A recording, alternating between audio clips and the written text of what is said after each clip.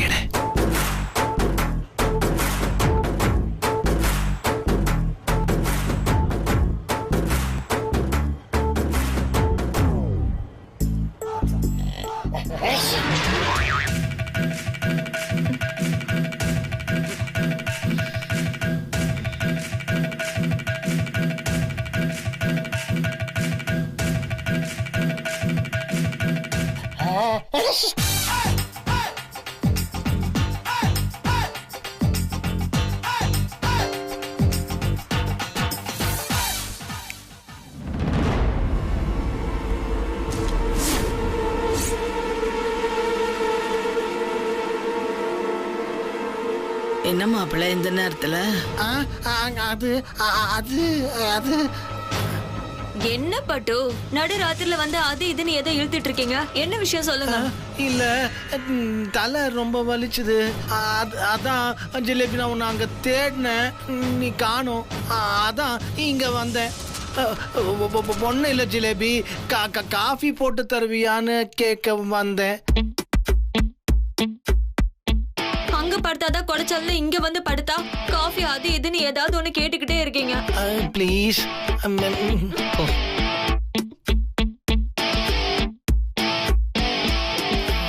போங்க.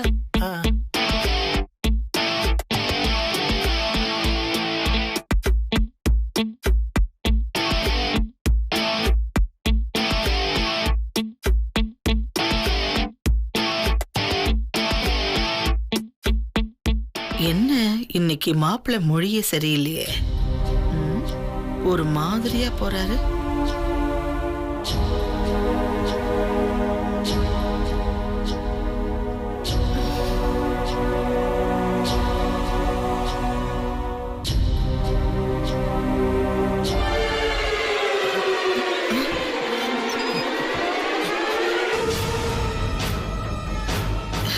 யாரு?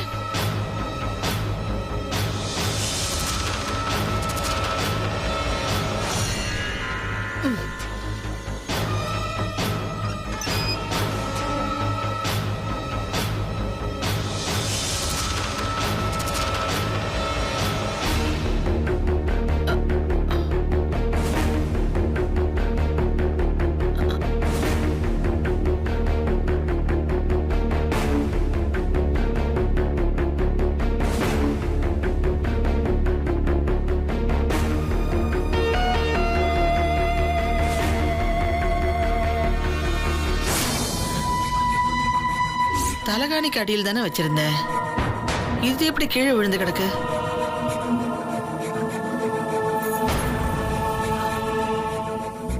என்னது இது? சோப் போட்டு இருக்கிற மாதிரி இருக்கு.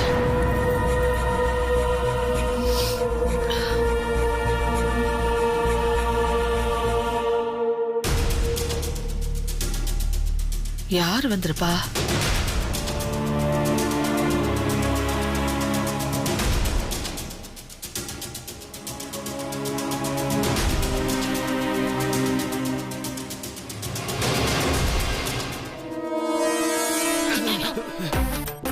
என்ன மாம்ஸ் இப்படி சொதப்பிட்டீங்க? கூடவே அந்த குழி பறிக்கிறது தானா? நான் என்ன பண்றது கார்த்தி? தும்மல் விக்கல் எல்லாம் சொல்லிட்டா வரும், அப்படியே தானா வரும். அதான் வந்துருச்சு. எப்படியோ 2 பேரும் மாட்டிக்காம தப்பிச்சதுதான் பெரிய விஷயம். சரி, சோப் எங்க? அச்சடிச்சி எங்க?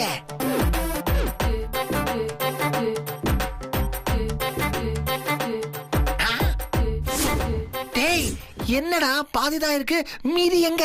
மீதி இங்க இருக்கு.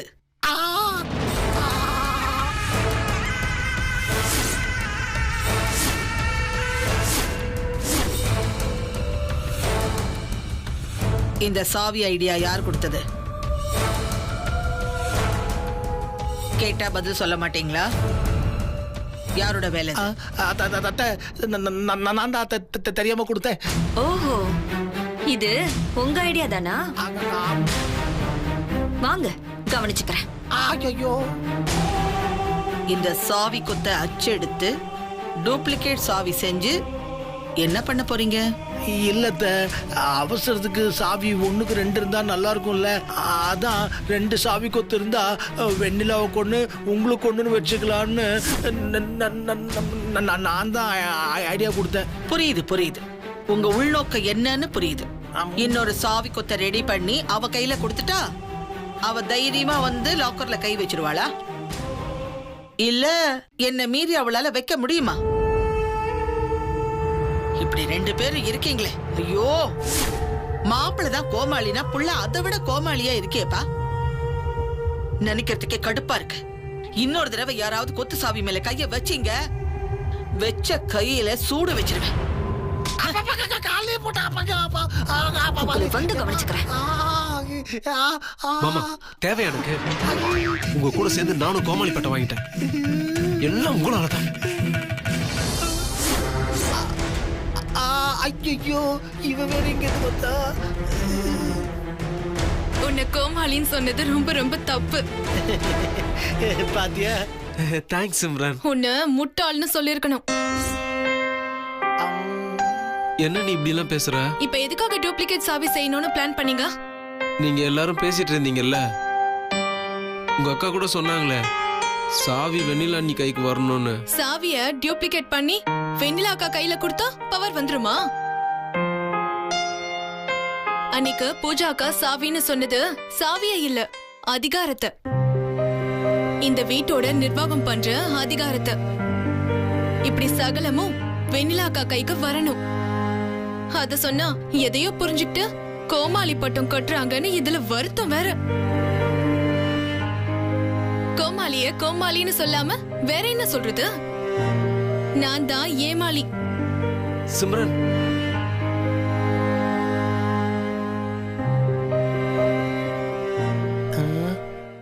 மாப்பிள, உங்க அம்மாவோட அதிகாரம் வெண்ணிலா கைக்கு வரணுமா? கேட்டியா? அதிகாரம் எந்த கடையில விக்குதுன்னு கொஞ்சம் விசாரி கார்த்தி. என்ன அப்படி பாக்குற? இத பாரு, சிம்ரன் சொல்றதெல்லாம் இந்த ஜென்மத்துல நடக்காது. இதோட அவளை மறந்துடுறதா நல்லது. சப்பாத்தி சப்ஜி வேணுமா இல்ல சாப்பாடு சாம்பார் வேணுமான்னு நீயே முடிவு பண்ணு. முருங்கா சாம்பாரெல்லாம் மிஸ் பண்ணாத மாப்பிள. நீ பாட்டுக்கு வாழ்க்கை போட்டு அங்க போயிட்டேன்னா சப்பாத்தி சப்ஜி தான்.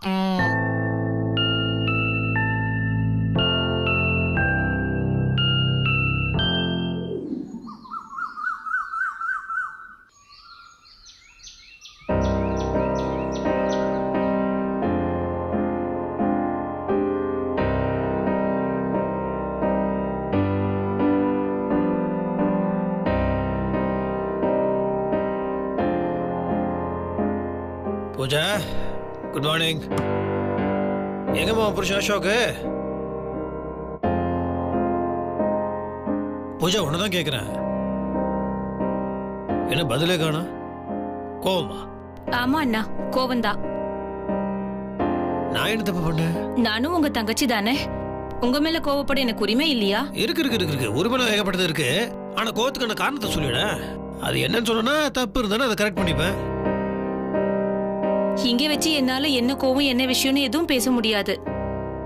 உங்க ஃப்ரெண்ட கேட்டீங்கல்ல, அவர் ரூம்ல தான் இருக்காரு. வாங்க ஒரு நிமிஷம், அவரு உங்ககிட்ட பேசணும்னு சொன்னாரு. தாராளமா பேச. எங்க வேண்டாய்? ஐயோ அண்ணா, மாடிக்கு வாங்க.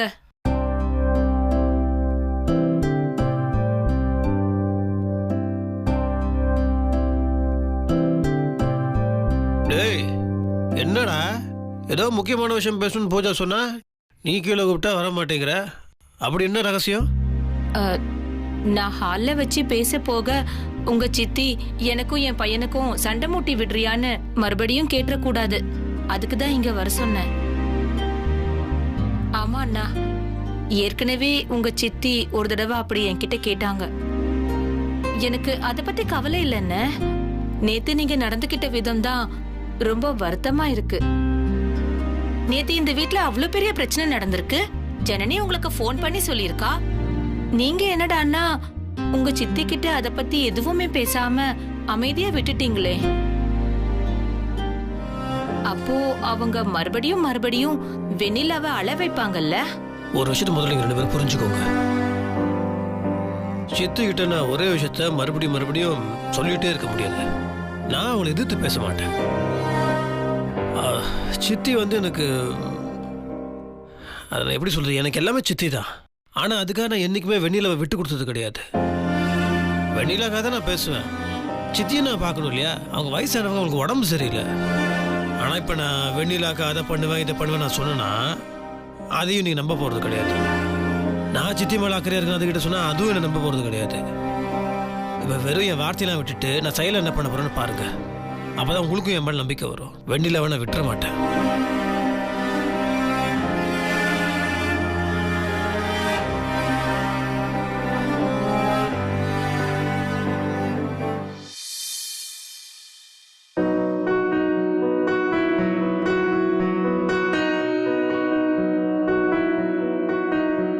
வணக்கய்யா.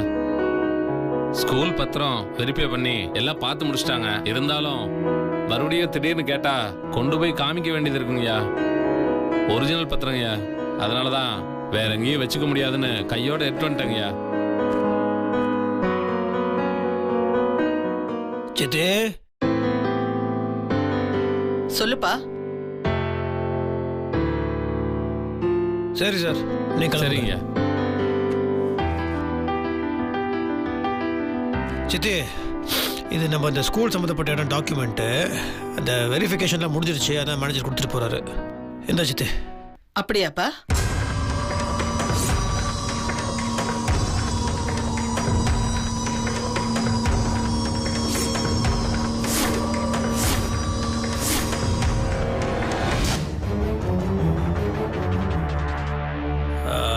இல்லை சித்தி, இப்போதான் யோசிச்சு பார்த்தேன். அது லீகல் ரெஃபரன்சஸ்க்கெலாம் மறுபடியும் தேவைப்படும் நினைக்கிறேன். அதனால் மறுபடியும் உங்ககிட்ட கேட்டுட்டு இருக்க முடியாது இல்லையா? இதை ஓ லாக்கரில் வைக்க வேணாம் சித்தி.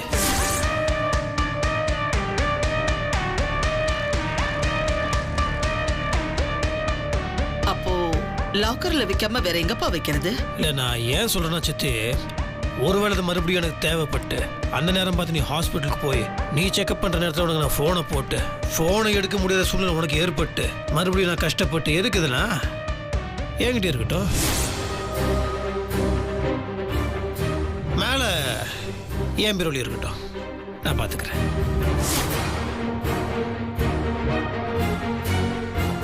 வெண்ணிலா,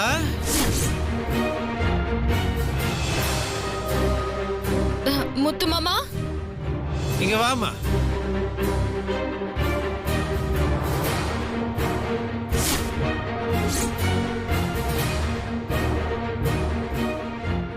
சொல்லு மாமா. சமையல் கட்டில என்ன வேலை பார்த்துட்டு இருக்கிறியா? இல்ல, அதெல்லாம் ஒண்ணும் இல்ல மாமா, நான் பாத்துக்கிறேன். என்ன நீ பாத்துக்கிற? கையில அடிபட்டு இருக்குல்ல, தண்ணி படக்கூடாதுன்னு சொன்னல. எல்லா வேலையும் நீயே பண்ணிட்டு இருந்தனா வேலை செய்யறது தானே இருக்கியா? இது ஸ்கூல் டாக்குமெண்ட். மேலே கொண்டு போய் நம்ம பீரோல வை.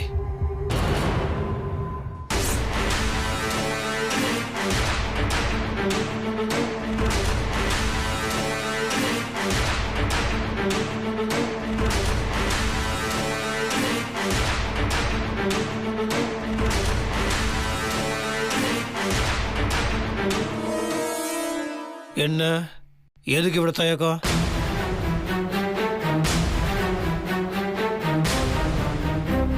நான் சொல்றேன்ல, மேலே கொண்டு போய் வை.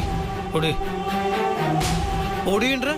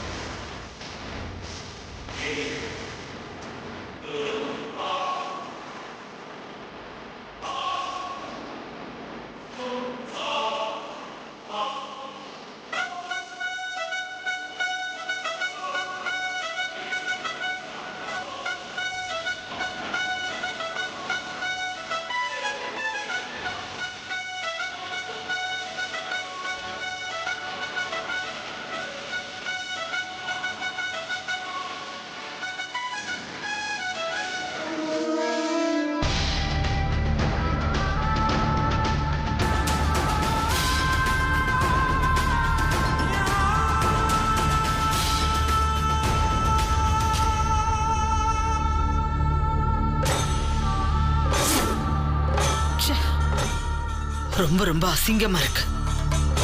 நேத்து நடந்த சம்பவத்தை பத்தி முத்தரசன் நேர்ல பேசி இருந்தா அவனுக்கு சரியான பதிலடி கொடுக்கலாம்னு நினைச்சுக்கிட்டு இருந்தேன். ஆனா அவ அத பத்தி நேரடியா என்கிட்ட பேசாம வாழைப்பழத்துல ஊசி ஏத்துற மாதிரி குத்தி என்ன அசிங்கப்படுத்தி கேவலப்படுத்திட்டு போயிட்டான். இத்தனை நாள் முத்தரசன் என் கைப்பிடிக்குள்ள இருக்கான்னு நினைச்சேன். ஆனா அப்படி இல்லைங்கிறத அவன் மூஞ்சில அடிக்கிற மாதிரி உணர்த்திட்டு போயிட்டான்.